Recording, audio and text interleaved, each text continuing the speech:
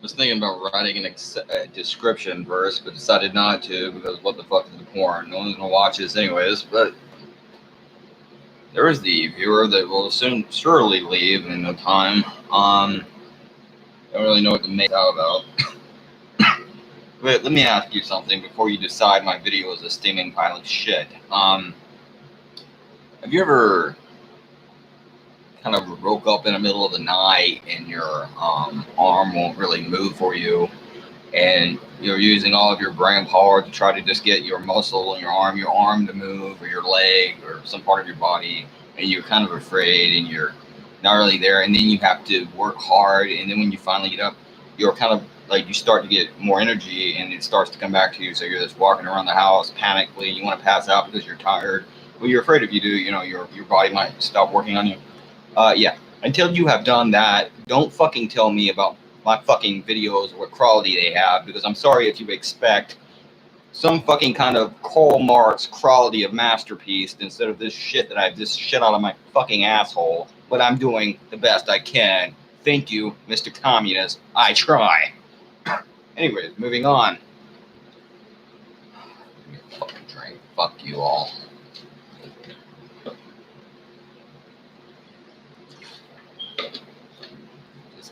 Shit. Okay, I just saw a video from about a week ago on WWE. A guy grabbed a guy's nuts, and before you asshole try to say, "We'll see," he's back to bitching about trivial things. He doesn't really care. Look at him; he's so mad because some guy got his nuts grabbed. I'm not. But some larger dude grabbed some guy's nuts in a fight on WWE, and I have no problem with that, except for this. What was it? Donald Trump was in trouble about? What was that? Explain. Remember me now. He said he grabbed women by the pussy, right? So it's okay if it's a guy but not a girl. So again, you're gonna what? If you wanted to do what? Impeach or kick out a guy for a fucking joke he had made at that time, almost 2.5 decades prior to the point where he was even fucking elected, and you're still talking about what a shame that was. But you literally grab a guy's nuts in real TV, and another dude who's larger, by the way, can do that. And I, as a guy, am supposed to be okay. Funny how your little fuck I did wrong works. It's almost as if though you just make it up. It's like rabbits you pull out of your ass, and there's no real concept of good and or evil to any of this whatsoever at all. Anyways, okay. Anyways, and again, can't blame Stephanie for that little masterpiece. That was Shane. But anyways, moving forward, and I should say something good about wrestling, even though I think I did in the last video, because I just bitch. I will say this. The video, at least on SmackDown, I haven't watched Raw. SmackDown runs smoother. It's a better run show. I don't know who's to thank for that, but it has been and is being run better. One reason is obviously 2 hours, but another fucking reason. And I watched it recently with my parents because I don't really spend much time with anyone other than my dog, and I don't really spend a lot of time with her that much anymore. But I needed to do that, and I figured I would to remind myself I'm a human, so I did. And I have to say, the show reminded me more of when I used to watch as a kid because the show ran more smoothly. It was a better overall show. It was not as long as Raw is. It was 2 hours instead of three. I thought the performers, male and female, had all improved. I was captivated and interested in the final story, although I'm not sure how it ended, and I don't really care because I didn't get the pay-per-view, because again, it takes more than one show to get me or anyone to watch a fucking pay-per-view. But anyways, for a SmackDown, and this was the first one I had watched in months, I thought it was pretty damn good. And it wasn't an overnight thing. I had noticed an improvement going back months, and I don't know who's to blame for that, or who to give credit, rather, whether it was Rich Richards or someone else, but it was a pretty good show, and I liked it okay. So, just saying that. It was just an okay show. Thought I'd get that out of the way and give them the credit. Speaking of wrestling, by the way, I do want to say about Vince Russo. I don't know, week, 2 weeks ago, I don't know when it was. The point is, I can't keep track of time, and I don't even care anymore. But I did say something I could have said more respectful to him in his comment section or thread, and I felt that I was disrespectful in the way that I said it. And it was not my intention. It was a YouTube glitch in the thread that is still there. You can't really post very long comments. So I just wanted to hurry up and get what I could get out in a very short thread. And when looking back at it, there was a much better way I could have posted that I'm sure he noticed, and I apologize to Vince Russo for posting it that way. Again, as I have said before, and I won't even talk about what or why, and it doesn't matter. But as I have said before, he was a big source of a lot of the happy things from my childhood that I watched on TV. I watched WWE a lot. I enjoyed it a lot. And a lot of the shit that I watched, even though I started watching it towards the end of the Attitude Era, I used to go get these old video rentals that were from like 98, early 99, 97 and 96 even. And, you know, I used to watch a lot of that. And I remember watching WrestleMania 14, might have been my first VHS tape I rented. And I played WrestleMania 2000. It was largely based in the era that Russo was writing Attitude. Before that, and a number of other games that came after. Probably my favorite game was from 2004. It was SmackDown versus Raw, but that's not the point. I like Russo a lot. I'm a huge fan of his material and his stuff, and I want to say I have nothing but respect for Vince Russo, and I'm not being disrespectful anyway in saying that, and I'm also not kissing his ass. If the guy is wrong about something, I'll be the first to say that. Again, I don't support him about, for example, I think the larger guys can be just as entertaining, or the smaller guys can be just as entertaining as the larger guys. And not just because they do a bunch of stupid moves, you know, but because they can be. X-Pac was. That's an example.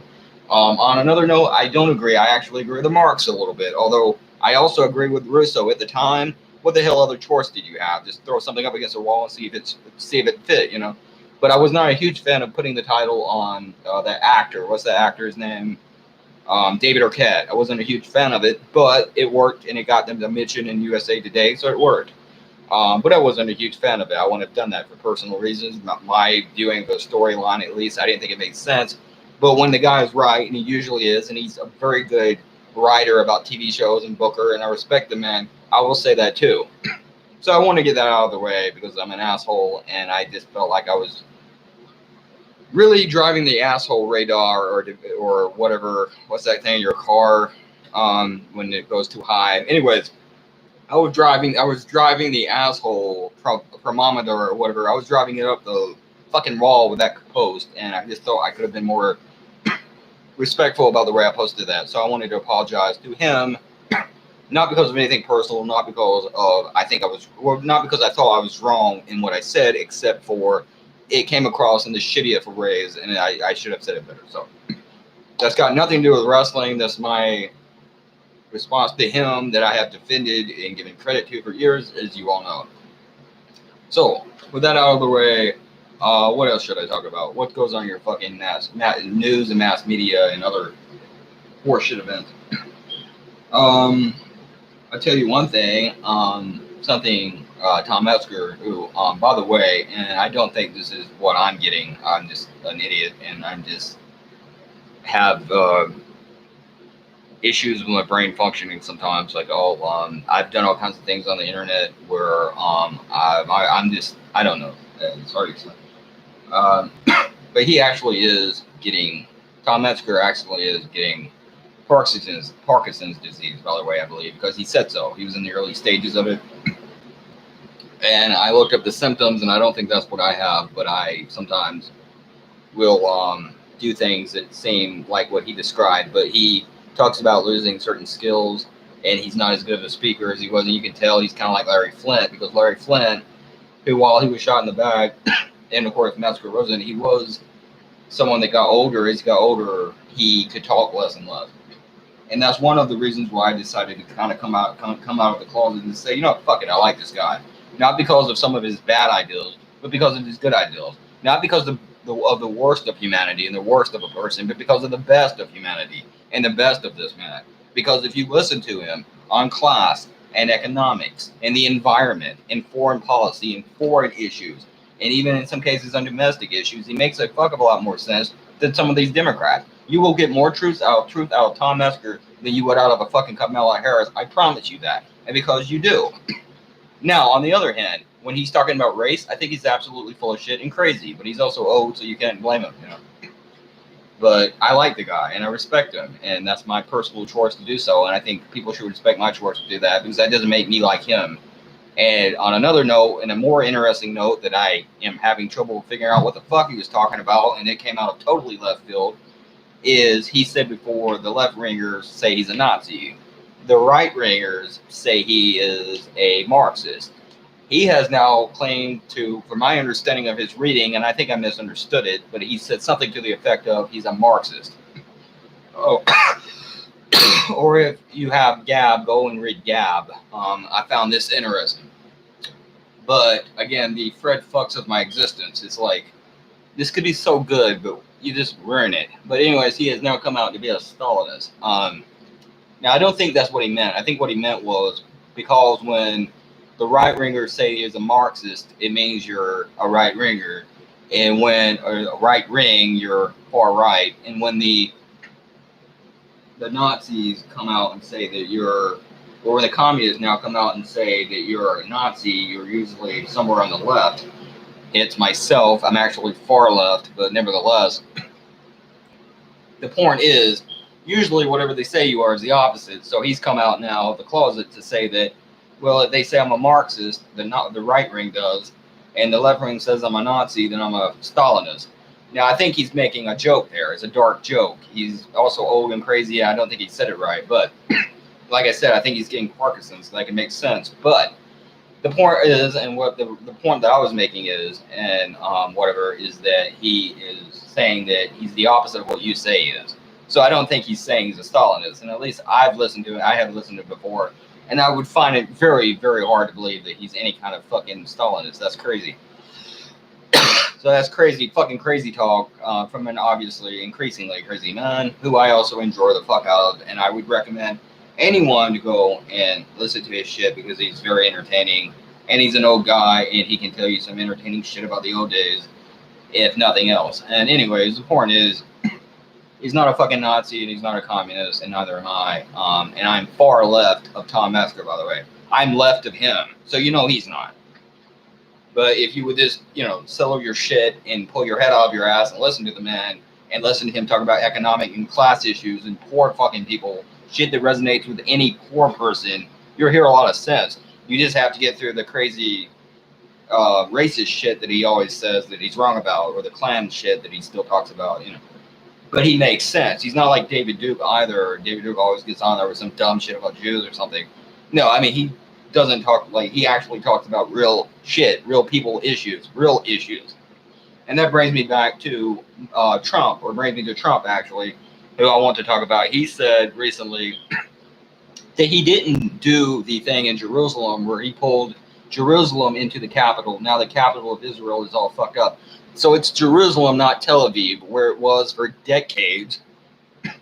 That is a beach territory. It's on a beach. It has a beautiful, thriving, vibrant, wonderful gay community. And it is a much more moderate, reasonable place. And they have gay parades and everything else. And you can go there, and anyone can go there and feel much more at home. And it's not some old sociopathic territory from the Stone Age.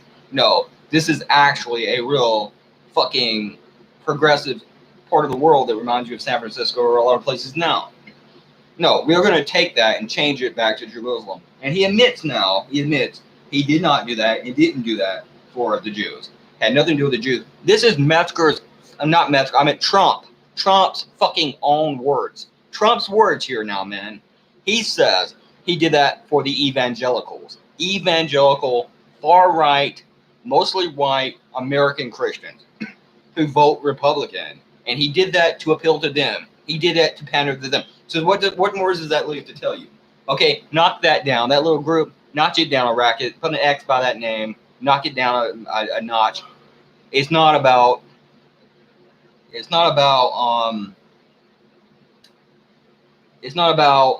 fucking, if you're listening to what I'm saying here, it's not about Republican. It's not about Jews. It's not about Palestinians. It's about Israel. It's not about Israel. It's about evangelicals. It's about that issue. That's what it's about. And he was pandering to evangelicals, as he said, and he went on to say he was talking about evangelical Christians. He was talking about conservative right-wing Christians, not to help Jews. So there's another issue. That's something else on the kind of, like, again, Jews. We're doing this to help Jews. We're doing this because of Zionism. This was mostly to help them. This doesn't really even give Israel any more land. This creates a huge tension in the area that is not necessary, that is not needed, that doesn't do anything to really help even Jews in the region. And then you leave them over there on the border of that area to deal with Palestinians in Palestine. And meanwhile, by the way, you still have the issue of Palestine attacking them. So you leave them there to be blown up. And Hitchens does a interview about this where it's a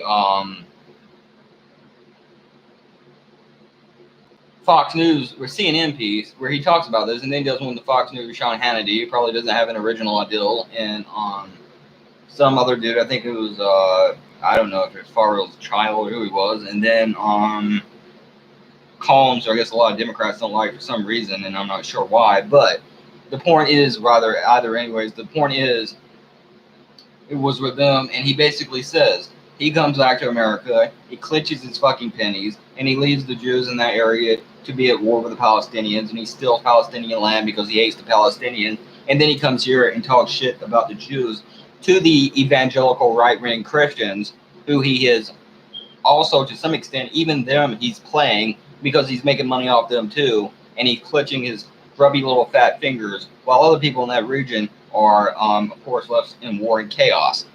And I need a break. I'll come back later because my throat's getting sore. So.